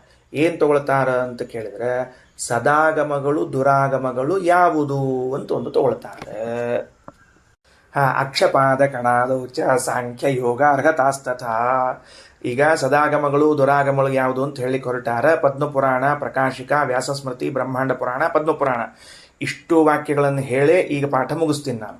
ಅಕ್ಷಪಾದ ಕಣಾದೌ ಚ, ಅಕ್ಷಪಾದರು ಕಣಾದರು ಅಂತ ಇಬ್ಬರಿದ್ದಾರೆ, ಗೌತಮರು ಕಣಾದರು ಅಂತ ಇಬ್ಬರು. ಸಾಂಖ್ಯ ಯೋಗಾರ್ಹತಾಸ್ತತ, ಸಾಂಖ್ಯರು ಯೋಗರು, ಯೋಗ ಅಂದರೆ ಪತಂಜಲಿ ಮೊದಲಾದವರು, ಅರ್ಹತರು ಅಂದರೆ ಜೈನರು. ಬರ್ಕೊಂಡು ಇಟ್ಕೊಳ್ರಿ, ಅರ್ಹತಾಹ ಅನ್ನೋದಕ್ಕೆ ಜೈನರು ಅಂತ ಬರ್ಕೊಳ್ರಿ, ಅವರಿಗೆ ಅರ್ಹತರು ಅಂತ ಕರೀತಾರೆ. ಶಿವ ಶಕ್ತಿ ಮಹಾಯಾನ, ಮಹಾಯಾನ ಅಂದರೆ ಬೌದ್ಧರು, ಲೋಕಾಯತ ಅಂದರೆ ಚಾರ್ವಾಕರು, ಪುರಸ್ಸರಾಹ ಅವೆರಡು ಶಬ್ದ ಬರ್ಕೊಳ್ರಿ, ಗೊತ್ತಾಗಿಲ್ಲ. ಮಹಾಯಾನ ಲೋಕಾಯತ, ಮಹಾಯಾನ ಶಬ್ದಕ್ಕೆ ಬೌದ್ಧರು ಮತ್ತು ಲೋಕಾಯತರು ಅನ್ನೋದಕ್ಕೆ ಚಾರ್ವಾಕರು. ಪುರಸ್ಸರಾಹ, ಪುರಸ್ಸರಾಹ ಅಂದರೆ ಇವರೇ ಮೊದಲಾದವರು ಅಂತ ಅರ್ಥ. ಗಾಣಪತ್ಯಾಶ್ಚ ಸೌರಾಶ್ಚ ಸರ್ವೇ ಪ್ರೋಕ್ತ ದುರಾಗಮ, ಇವರೆಲ್ಲರೂ ಹೇಳಿರುವಂತಹ ಶಾಸ್ತ್ರಗಳು ದುರಾಗಮಗಳು ಅಂತ ಧನ್ ಅಂತ ನಿರ್ಧಾರ ಮಾಡಿಬಿಡ್ತು ಪದ್ಮಪುರಾಣ. ಯಾಕ ದುರಾಗಮ ಅಂದ್ರೆ ಏನು? ದೋಷಯುಕ್ತವಾದ ಆಗಮಗಳಾದದ್ರಿಂದ ದುರಾಗಮಗಳು. ಹೆಂಗೆ ಬರ್ಕೋಬೇಕು ಅದಕ್ಕೆ? ದೋಷಯುಕ್ತವಾದ ಆಗಮಗಳಾದದ್ರಿಂದ ದುರಾಗಮಗಳು. ಸದಾಗಮಗಳು ಅಂದ್ರೇನು? ನಿರ್ದುಷ್ಟವಾದ ಆಗಮಗಳಾದ್ರಿಂದ ಸದಾಗಮಗಳು, ಹಿಂಗೆ ಅರ್ಥ ಅದಕ್ಕೆ. ಸರಿ, ಮುಂದೆ ನೋಡ್ರಿ. ಋಗ್ಯಜುಸ್ಸಾಮಾಥರ್ವಾಶ್ಚೇತಿಹಾಸ ಪುರಾಣಕೌ ಸ್ವಾಗಮ ಇತಿ ಸಂಪ್ರೋಕ್ತ ಮೀಮಾಂಸಾ ಧರ್ಮ ಏವ ಚ. ಋಗ್ವೇದ, ಯಜುರ್ವೇದ, ಸಾಮವೇದ, ಅಥರ್ವೇದ, ಇತಿಹಾಸ ಪುರಾಣಗಳು ಸ್ವಾಗಮಾಹ, ಸು ಆಗಮಾಹ ದೋಷರಹಿತ ಆಗಮಗಳು. ಮೀಮಾಂಸಾ, ಮೀಮಾಂಸಾ ಅಂದರೆ ಬ್ರಹ್ಮಸೂತ್ರಗಳು. ಧರ್ಮ ಏವಚ ಅಂತನೋ ಶಬ್ದಕ್ಕೆ ಧರ್ಮಶಾಸ್ತ್ರ ಅಂತ ಅರ್ಥ. ಧರ್ಮಶಾಸ್ತ್ರ ಇವೆಲ್ಲವೂ ಕೂಡ ಏನಾಗ್ಯಾವ? ಸದಾಗಮಗಳೆನಿಸಿಕೊಂಡಾವ, ನಿರ್ದುಷ್ಟವಾದ ಆಗಮಗಳು ಅಂತ ಕರೆಸಿಕೊಂಡಿವೆ. ಮುಂದ ಪ್ರಕಾಶಿಕ ಇನ್ನ ಪಂಚರಾತ್ರಂ ಭಾರತಂಚ ಮೂಲ ರಾಮಾಯಣಂ ತಥಾ ಇತಿಹಾಸ ಇತಿ ಪ್ರೋಕ್ತೋ ಬ್ರಾಹ್ಮಾದ್ಯಂಚ ಪುರಾಣಕಂ. ಅಂದರೆ ಪದ್ಮಪುರಾಣದಲ್ಲಿ ಇತಿಹಾಸ ಪುರಾಣಗಳು ಪ್ರಮಾಣ, ಸದಾಗಮ ಅಂತ ಹೇಳಿದ್ರಿ. ಯಾವ್ಯಾವನ್ನು ಇತಿಹಾಸ ಅಂತ ತಗೊಳ್ಬೇಕು, ಪುರಾಣ ಅಂತ ಯಾವುದನ್ನು ತಗೊಳ್ಬೇಕು, ನಮಗೆ ಕನ್ಫ್ಯೂಸ್ ಆಗ್ತಿರ್ತದೆ. ಯಾವ್ದು ತಗೋಬೇಕು ಅಂದ್ರೆ ಪ್ರಕಾಶಿಕ ಸ್ಪಷ್ಟ ಮಾಡ್ತದೆ. ಪಂಚರಾತ್ರ, ಭಾರತ, ಮೂಲ ರಾಮಾಯಣ ಇವು ಮೂರಕ್ಕೂ ಇತಿಹಾಸ ಅಂತ ಹೆಸರು. ಮಹಾಭಾರತ ಒಂದನ್ನೇ ಇತಿಹಾಸ ಅಂತ ತಿಳಿಬೇಡ್ರಿ. ಪಂಚರಾತ್ರ, ಭಾರತ, ಮೂಲ ರಾಮಾಯಣ ಇವಕ್ಕೆ ಇತಿಹಾಸ ಅಂತ ಹೆಸರು. ಇನ್ನು ಬ್ರಾಹ್ಮಾದ್ಯಂಚ ಪುರಾಣಕಂ, ಬ್ರಹ್ಮ, ಬ್ರಹ್ಮಾಂಡ, ಪದ್ಮ, ಭಾಗವತ ಇವೆಲ್ಲವನ್ನ ಪುರಾಣ ಅಂತ ಕರೀತಾರೆ. ಕ್ಲಾರಿಫಿಕೇಶನ್. ನೆಕ್ಸ್ಟ್ ವ್ಯಾಸಸ್ಮೃತಿ. ವೇದಾಶ್ಚೈವ ಇತಿಹಾಸಾಶ್ಚ ಪುರಾಣಂ ಭಾಗವತಂ ತಥಾ ಮೂಲ ಪ್ರಮಾಣಮುದ್ದಿಷ್ಟಂ ಮೀಮಾಂಸಾ ಚ ತಥೋತ್ತರ. ವೇದ, ಇತಿಹಾಸ, ಪುರಾಣ, ಭಾಗವತ ಅನ್ನೋ ಶಬ್ದಕ್ಕೆ ಕೇವಲ ಭಾಗವತ ಅಲ್ಲ, 18 ಪುರಾಣಗಳು, ಭಗವಂತನ ವಿಷಯವನ್ನು ಪ್ರತಿಪಾದನೆ ಮಾಡುವ 18 ಪುರಾಣಗಳು ಭಾಗವತ ಅಂತ ಕರೆಸಿಕೊಳ್ತಾವ. ಮೂಲ ಪ್ರಮಾಣ, ಮೂಲ ಪ್ರಮಾಣ ಅಂದ್ರೆ ಏನು? ರಘುತ್ತಮ ಸ್ವಾಮಿಗಳಂತಾರ ಮುಖ್ಯ ಪ್ರಮಾಣ ಅಂತ ಅರ್ಥ ಮಾಡ್ರಿ. ಮೂಲ ಶಬ್ದಕ್ಕೆ ಮುಖ್ಯ ಅಂತ ಅರ್ಥ ಬರ್ಕೊಳ್ರಿ. ಮುಖ್ಯ ಪ್ರಮಾಣ ಮುದ್ದಿಷ್ಟಂ ಮೀಮಾಂಸಾ ಚ ತಥೋತ್ತರ. ಉತ್ತರ ಮೀಮಾಂಸಾ ಅಂದ್ರೆ ಬ್ರಹ್ಮಸೂತ್ರಗಳು. ಏತೇಷಾಂ ಅವಿರೋಧೇನ ಮಾನಂ ಅನ್ಯದುದೀರಿತಂ. ಇದಕ್ಕೆ ವಿರೋಧ ಇಲ್ಲದೆ ಇದ್ದಂತೆ ಎಷ್ಟು ಬೇಕಾದಷ್ಟು ವಿಷಯ ಹೇಳ್ರಿ. ಇದಕ್ಕೆ ವಿರೋಧ ಇಲ್ಲದೆ ಇದ್ದಂತೆ ಏನು ಬೇಕಾದ ಹೇಳ್ರಿ, ಎಲ್ಲವನ್ನು ಒಪ್ತೀವಿ. ಏತೇಷಾಂ ವೇದ, ಇತಿಹಾಸ, ಪುರಾಣ, ಭಾಗವತಗಳು ಮುಖ್ಯ ಪ್ರಮಾಣ ಮತ್ತು ಬ್ರಹ್ಮಸೂತ್ರಗಳು. ಬ್ರಹ್ಮಸೂತ್ರಕ್ಕೆ ವಿರೋಧ ಬರದೇ ಇದ್ದಂತೆ ನೀವು ಕೋಟಿ ವಿಷಯಗಳನ್ನು ಸ್ಥಾಪನಾ ಮಾಡಿದರು ಎಸ್. ಮಹಾಭಾರತಕ್ಕೆ ವಿರೋಧ ಬರದೇ ಇದ್ದಂತೆ ಕೋಟಿ ವಿಷಯಗಳನ್ನು ಹೇಳಿದರು ಎಸ್ ಸರ್, ನೋ ಪ್ರಾಬ್ಲಮ್. ಏತೇಷಾಂ ವಿತು ವಿರುದ್ಧಂ, ಇದಕ್ಕೆ ವಿರುದ್ಧವಾಗಿ ಬಿಟ್ರೆ ಯತ್ ಅಪ್ರಮಾಣಂ ವಿಧೋ ವಿಧೋ, ಅದಕ್ಕೆ ಅಪ್ರಮಾಣ ಅಂತ ಕರೀತಾರೆ. ಸರಿ, ಇಷ್ಟರವರೆಗೆ ನಿಮಗೆ ತಿಳಿದಿರುವಂಥ ಅಂಶಗಳವ. ಹೆಚ್ಚು ಕಡಿಮೆ ಓದಿರ್ತೀರಿ, ಎಲ್ಲ ಬಂದಾವ ಬೇರೆ ಬೇರೆ ಕಡೆಗೆ. ಕೊನೆಯದು ಒಂದು ಬ್ರಹ್ಮಾಂಡ, ಒಂದು ಪದ್ಮ, 2 ವಾಕ್ಯವನ್ನು ಹೇಳಿ ಮುಗಿಸೋಣ ಅಂತ. ಏನಂತಾರೆ? ವಿಷ್ಣೋ ಸರ್ವೋತ್ತಮತ್ವಸ್ಯ ಜ್ಞಾನಾರ್ಥಂ ಶಾಸ್ತ್ರಮಿಷ್ಯತೆ. ಇದು ತುಂಬ ಮಹತ್ವದ್ದು, ತುಂಬ ಮಹತ್ವದ್ದು. ಮರಿಲೇಬೇಡ್ರಿ. ಯಾವಾಗಲೂ ಇದನ್ನು ಗಟ್ಟಿ ನೆನಪಿಟ್ಟುಕೊಳ್ರಿ. ಏನು ಗಟ್ಟಿ ನೆನಪಿಟ್ಟುಕೊಳ್ಬೇಕು? ಎಲ್ಲ ಶಾಸ್ತ್ರಗಳ ಅರ್ಥ ಅಂದ್ರೆ ಏನು ಅಂತ ಒಂದು ಅರ್ಥ ಬರ್ತದೆ. ಈಗ ಅಂದ್ರೆ ಏನು ಅಂತ ಕೇಳಿದ್ರೆ, ಅರ್ಥೋಭಿಧೇಯ ರೈವಸ್ತು ಪ್ರಯೋಜನ ನಿವೃತ್ತಿಷು. ಎಲ್ಲ ಶಾಸ್ತ್ರಗಳ ಅಭಿಧೇಯ, ಎಲ್ಲ ಶಾಸ್ತ್ರಗಳಿಂದ ಹೇಳಲ್ಪಡುವುದು ಏನು, ಎಲ್ಲ ಶಾಸ್ತ್ರಗಳ ಪ್ರಯೋಜನ ಏನು. ಅರ್ಥ ಶಬ್ದಕ್ಕೆ ಹೇಳಲ್ಪಡುವುದು ಹಾಗೂ ಪ್ರಯೋಜನ ಅಂತ 2 ಅರ್ಥ. ಅಂದ್ರೆ ಸಕಲ ಶಾಸ್ತ್ರಗಳು ಏನನ್ನ ಹೇಳಿ ಹೊರಟಾವ, ಸಕಲ ಶಾಸ್ತ್ರಗಳು ಏನು ಹೇಳಿ ತಮ್ಮನ್ನು ತಾವು ಸಾರ್ಥಕಗೊಳಿಸಿಕೊಳ್ತಾವ ಅಂದ್ರೆ, ವಿಷ್ಣೋ ಸರ್ವೋತ್ತಮತ್ವಸ್ಯ ಜ್ಞಾನಾರ್ಥಂ ಶಾಸ್ತ್ರಮಿಷ್ಯತೆ. ಅಂದರೆ ನಮ್ಮ ಹಿರಿಯರು ನಮ್ಮ ಹಿರಿಯರು ಪ್ರಾಚೀನರು ಯಾವ ಉದ್ದೇಶಕ್ಕಾಗಿ ಮಹಾಭಾರತ ರಾಮಾಯಣ ಪಂಚರಾತ್ರ 18 ಪುರಾಣಗಳ ರಚನಾ ಮಾಡ್ಯಾರ ಅಂತಂದ್ರೆ ಭಗವಂತನ ಸರ್ವೋತ್ತಮತ್ವವನ್ನು ತಿಳಿಸಲಿಕ್ಕೇನೇ ರಚನಾ ಮಾಡಿದ್ದಾರೆ. ಅದಕ್ಕೆ ನಿಮ್ಮ ಪ್ರಯತ್ನ ಏನಿರಬೇಕು ಅಂತಾರೆ ಶ್ರೀಮದಾಚಾರ್ಯರು. ವೇದವ್ಯಾಸದೇವರು ಬ್ರಹ್ಮಾಂಡ ಪುರಾಣದಾಗ ಇಷ್ಟು ಹೇಳ್ಯಾರ ಅಂದಮೇಲೆ ನಿಮ್ದೇನಿರ್ಬೇಕು ಪ್ರಯತ್ನ? ಯಾವುದೇ ಒಂದು ಭಾಗವತದ ವಾಕ್ಯ ಓದ್ರಿ, ಯಾವುದೇ ಒಂದು ವೇದದ ವಾಕ್ಯ ಓದ್ರಿ, ಅದನ್ನು ನೀವು ಎಲ್ಲಿ ಕೊನೆಗೊಳಿಸಬೇಕು, ಎಲ್ಲಿ ತಾತ್ಪರ್ಯವನ್ನು ತಂದು ಹೇಳಬೇಕು, ಭಗವಂತನ ಸರ್ವೋತ್ತಮತ್ವದಲ್ಲಿ ತಾತ್ಪರ್ಯ ಇರಬೇಕು, ಬೇರೆ ಏನಿಲ್ಲ. ಈ ಅಲ್ರಿ ನೀವು ಹಿಂಗೆ ಹೇಳಿದ್ರೆ ಪಾಂಡವರು ಎಂತಹ ಕಷ್ಟ ನಷ್ಟಗಳನ್ನು ಸಹಿಸಿಕೊಂಡ್ರು, ಯುದ್ಧ ಮಾಡಿದರು, ಗೆದ್ದು ಬಂದರು, ಮತ್ತು ಇದೆಲ್ಲ ಏನು ಬರ್ತದೆ? ಇದೆಲ್ಲ ವಿಷ್ಣು ಸರ್ವೋತ್ತಮತ್ವ ಬರ್ತದೆ? ಇಲ್ಲಿ ಇದೇ ಬರಲಿಲ್ಲವಲ್ಲ. ಅಂಬರೀಷ ಮಹಾರಾಜನು ಏಕಾದಶಿಯನ್ನು ಮಾಡಿದ, ಇದರಲ್ಲಿ ವಿಷ್ಣು ಸರ್ವೋತ್ತಮತ್ವ ಬರ್ತದೆ? ಬರೋದಿಲ್ವಲ್ಲ. ಅದಕ್ಕೆ ಭಾಗವತ ಮಹಾಭಾರತಗಳನ್ನು ಸರಿಯಾಗಿ ಓದ್ರಿ ಅಂತಾರೆ ಶ್ರೀಮದಾಚಾರ್ಯ. ಏನದ ಆ ಎಲ್ಲ ಕಥೆಗಳನ್ನು ಹೇಳುವ ಉದ್ದೇಶವೂ ವಿಷ್ಣುವಿನ ಸರ್ವೋತ್ತಮತ್ವವನ್ನು ತಿಳಿಸುವುದರಲ್ಲೇ ಉಂಟು. ಯಾಕೆ? ಪಾಂಡವರು ಇಷ್ಟೆಲ್ಲ ಕಷ್ಟ ಬಿದ್ದರೂ ಕೂಡ ಕೊನೆಗೆ ಭಗವಂತನ ಅನುಗ್ರಹದಿಂದ ಎಲ್ಲವನ್ನೂ ಪಡೆದುಕೊಂಡರು, ಕೃಷ್ಣನ ಸಹಾಯದಿಂದ ಎಲ್ಲವನ್ನು ಪಡೆದುಕೊಂಡರು. ಇಷ್ಟು ದುರ್ಯೋಧನಾದಿಗಳು ಮೋಸ ಮಾಡಿದರು, ಇಷ್ಟೆಲ್ಲ ಅವರನ್ನು ಕೊನೆಗಾಣಿಸಿದರು. ಕೃಷ್ಣ ಕೊನೆಗೆ ಅವರ ಕೈ ಹಿಡಿದು ಅವರನ್ನು ಉದ್ಧಾರ ಮಾಡಿದ. ವಿಷ್ಣು ಸರ್ವೋತ್ತಮತ್ವ ಶಾಸ್ತ್ರಾರ್ಥಂ ಜ್ಞಾನವಿಷ್ಯತೆ. ಅಂಬರೀಷ ಮಹಾರಾಜ ಏಕಾದಶಿ ವಿಷ್ಣು ಪ್ರೀತಿಗಾಗಿ ಮಾಡಿರುವಂತಹ ವ್ರತವನ್ನು ಮಾಡಿದ. ದೂರ್ವಾಸರು ಅಷ್ಟು ತೊಂದರೆ ಕೊಟ್ಟರು, 1 ವರ್ಷಗಳ ಕಾಲ ಉಪವಾಸ ಕೂತ್ಕೊಂಡ. ಕೊನೆಗೆ ದೂರ್ವಾಸರು ಬಂದು ಅಂಬರೀಷ ಕಾಪಾಡು ಅಂತ ಕೇಳಿದಾಗ ಅಂಬರೀಷ, ಭಗವಂತ ನಾನೇನಾದರೂ ಏಕಾದಶಿ ಮಾಡಿದ್ದಿದ್ರೆ ಈ ಭಗವಂತನಿಗೆ ಅನುಗ್ರಹ ಮಾಡು ಅಂತ ಕೇಳಿಕೊಂಡು ಬಿಡಿಸಿದ್ರು. ವಿಷ್ಣು ಸರ್ವೋತ್ತಮತ್ವ ಬರಬೇಕಲ್ಲ, ಮತ್ತೆ ಅಂತತೋಗತ್ವ ಅಂದ ಮೇಲೆ ವಿಷ್ಣು ಸರ್ವೋತ್ತಮತ್ವಸ್ಯ ಜ್ಞಾನಾರ್ಥಂ ಶಾಸ್ತ್ರಮಿಷ್ಯತೆ. ಅತಃ ತತ್ ಸಾಧಕಂ ಶಾಸ್ತ್ರಂ ದುಶ್ಯಾಸ್ತ್ರಂ ತದ್ವಿರೋಧಿಯತ. ಅದರಿಂದ ಅದನ್ನು ಸಾಧನೆ ಮಾಡುವಂತಹ ಶಾಸ್ತ್ರವನ್ನೇ ಶಾಸ್ತ್ರ ಅಂತ ಕರಿಬೇಕು, ಉಳಿದದನ್ನು ದುಶ್ಯಾಸ್ತ್ರ ಅಂತ ಕರಿಬೇಕು. ವಿಷ್ಣು ಸರ್ವೋತ್ತಮತ್ವಂಚ ತದ್ಭಕ್ತಿಯ ಮೋಕ್ಷಯೇವಚ ಶಾಸ್ತ್ರಾರ್ಥ ಇತಿ ನಿರ್ದಿಷ್ಟ ಸರ್ವಶಾಸ್ತ್ರಾರ್ಥ ನಿರ್ಣಯಾತ್. ಭಾಳ ಚಂದದ ಇವೆಲ್ಲ ವಾಕ್ಯಗಳು. ಏನಂತಾರ ಪದ್ಮಪುರಾಣದಲ್ಲಿ? ಸರ್ವಶಾಸ್ತ್ರಾರ್ಥ ನಿರ್ಣಯಾತ್. ಹಿಂದಕ್ಕೆ ಎಲ್ಲ ಹಿರಿಯರು ಕುಳಿತುಕೊಂಡು ಎಲ್ಲ ಶಾಸ್ತ್ರಾರ್ಥಗಳನ್ನು ಮಥನ ಮಾಡಿ ಅರಿದು ಕುಡಿದು, ಯಾಕಂದರೆ ಇವತ್ತಿನವರಿಗೆ ನಮಗೆ ಶಾಸ್ತ್ರಾರ್ಥಗಳನ್ನು ನಿರ್ಣಯ ಮಾಡುವಷ್ಟು ಬುದ್ಧಿ ಸಾಮರ್ಥ್ಯ ಇಲ್ಲ, ಸಕಲ ವೇದಗಳನ್ನು ಪುರಾಣಗಳನ್ನು ಎಲ್ಲ ಮಾಡುವಷ್ಟು ಸಾಮರ್ಥ್ಯ ಇಲ್ಲ. ಅದಕ್ಕೆ ಸರ್ವಶಾಸ್ತ್ರಾರ್ಥ ನಿರ್ಣಯಾತ್. ಈ ಪದ್ಮಪುರಾಣದ ಶ್ಲೋಕದ ಕೊನೆಯ ಸಾಲು ಸರ್ವಶಾಸ್ತ್ರಾರ್ಥ ನಿರ್ಣಯಾತ್.